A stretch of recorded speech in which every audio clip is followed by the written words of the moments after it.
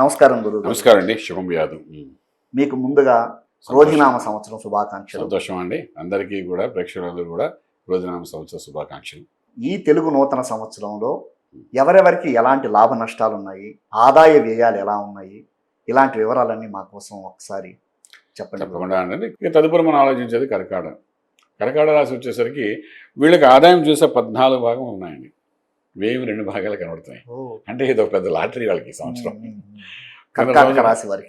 కర్కాట రాశి వారికి. కర్కాట రాశి అంటే మనకు చాలామంది రాజకీయ నాయకులు కనిపిస్తుంటారు కర్కాటక రాశిలోని. సో ఇప్పుడున్న ప్రపంచంలోని ఈ కర్కాటక రాశిలో వాళ్ళకంటే ఆదాయం 14 నుంచి మనం 5 భాగం కంటే ఎక్కువ ఉంటే మంచిదేమో అనుకున్నాం. సో 14 అంటే 5 మీద అంటే ఆల్మోస్ట్ 9 భాగాలు ఎక్కువ ఉన్నాయి అంటే సేవింగ్స్. సో ఇంకా వాడు ఖర్చు పెట్టేది 2 భాగాలే. అంటే అలా తీసుకున్నా కూడా 12 భాగాలు మిగులుతాయి వాడికి. సో ఆదాయం బాగుంది కాబట్టి వీళ్ళు ఏంటంటే రీఇన్వెస్ట్మెంట్ ప్రాపర్ వేగా చేసుకోవడం అవసరం పడుతుంది. మనకు చెప్తుంటాం జాతకాల్లో కూడా యోగం రావడం వేరు, నిలబెట్టుకోవడం వేరు. అవునండి. సో నిలబెట్టుకోవడానికి 14 భాగం వచ్చాయి కదా అని చెప్పి మనం కొంచెం మిస్ఫేర్ అయితే వచ్చే సంవత్సరానికి ఏం మిగలకుండా పోతాయి. సో ఇదంతా మనం వచ్చే సంవత్సరం దాచుకోవాలి. 2 ఖర్చు పెట్టి మిగిలిన 12 కూడా ఖర్చు మనం దాచుకునేట్టుగా ఉండాలి. సో అంచేది ఏంటంటే దానికి ఇన్వెస్ట్మెంట్ ప్లాన్స్ కానీ ల్యాండ్స్ మీద కానీ ఇన్వెస్ట్మెంట్ చేసుకుంటూ వెళ్తే బ్రహ్మాండంగా వెళ్తుంది. అలాగే వాళ్ళకి నచ్చిన ప్యాషన్ ప్రకారం ఏది ఉంటే దాని మీద ఇన్వెస్ట్మెంట్ చేసుకుంటూ వెళ్ళాలి. ఎక్స్పోర్ట్ ఇంపోర్ట్ వ్యాపారాలు బాగుంటాయి. తర్వాత స్టీలు, సిమెంట్, ఇన్ఫ్రాస్ట్రక్చరు, అలాగే education institutes, coaching centres, power plants, food industry, రకరకాలుగా మన రాజకీయం అన్నిటికీ ముఖ్యమైనది రాజకీయం. రాజకీయంలో మనం వాళ్ళు ఏం చేస్తామంటే పూర్వ రాజకీయం అంటే ప్రజల కోసం పాటుపడే రాజకీయం. ఇప్పుడు రాజకీయం అనేది ఒక వ్యాపారం అయిపోయింది. ఒక వ్యక్తి నిలబడ్డా అంటే వాడి చుట్టూ నలుగురేమో డబ్బులు ఇన్వెస్ట్ చేస్తారు. ఇన్వెస్ట్ చేసి నేను 50 కోట్లు ఇస్తాను, నేను 20 కోట్లు ఇస్తాను, నువ్వు గెలిచిన తర్వాత మనం చూసుకుందాం అంటారు. అర్థం కాదు. అంటే గెలిచిన తర్వాత పార్టీకి ఎంతమంది ఇవ్వాలి తిరిగి.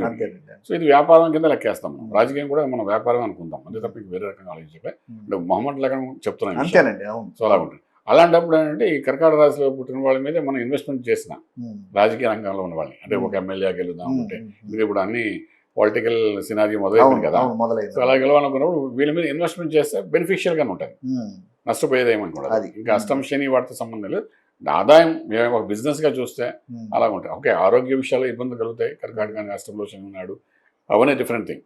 బట్ ఓవరాల్ ఆదాయం ఏమి చూసుకుంటే మనకు అలా ఉంది కాబట్టి మంచి నైపుణ్యంగా రాజకీయాన్ని కూడా ఒక వ్యాపార రంగంగా మార్చుకోవడానికి మంచి అవకాశం. ఇన్వెస్ట్మెంట్ ప్లాన్ చేసి అన్ని అంతే కదా, గ్యాంబ్లింగే కదా కలిసి చాలా మంది చేస్తారు కూడా అలాంటివి కదా. సో అలా బాగుంది కాబట్టి ముందుకెళ్ళచ్చు. అలాగే రాజపూజ్యం, అవమానం 2 సమతుల్యంగానే ఉన్నాయి. గౌరవం అదే విధంగా ఉంది, అవమానం కూడా సమానం ఉంది.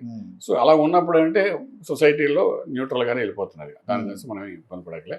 ఈ అవమానాలు ఎందుకు చేద్దాం, అష్టముషిని ఉంది కాబట్టి కొంచెం అవమాన స్థితిగతులు ఏర్పడుతుంటాయి.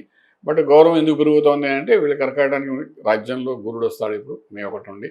సో గౌరవప్రదమైన సొసైటీ ఇస్తాడు కాబట్టి అది పర్వాలేదు, లాభంలోకి వస్తుంది కాబట్టి.